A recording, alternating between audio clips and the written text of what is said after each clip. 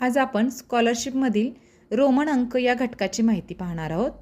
बघा, रोमन अंक हे इंग्लिश अल्फाबेट्सने दाखवले जातात. त्यामध्ये हे एकूण 7च अल्फाबेट्स आहेत ज्यांनी रोमन संख्याचिन्हे ओळखली जातात. बघा, आपण एक क्रम लक्षात ठेवूया त्याचा. IVXLCDM हा त्याचा चढता क्रम आहे.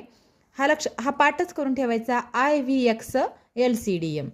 आय म्हणजे 1, व्ही म्हणजे 5, एक्स म्हणजे 10, एल म्हणजे 50, सी म्हणजे 100, डी म्हणजे 500 आणि एम म्हणजे 1000.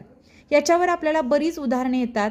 2 मार्कासाठी हा सोपा अगदी प्रश्न असतो. हा आपल्याला चार्ट माहिती असला की आपल्याला पटकन ही उदाहरणे सोडवता येतात. बघा, याच्यावर मी उदाहरण घेतलेलं आहे. C/L गुणिले डी. सी म्हणजे 100 आणि 100/50 गुणिले 500. डी म्हणजे 500. या शून्याला ही शून्य गेली. 5 10 50 म्हणजे इथं 10 आले म्हणजे 100 गुणिले 10 बरोबर 1000. एवढं सोपं याचं उत्तर आहे.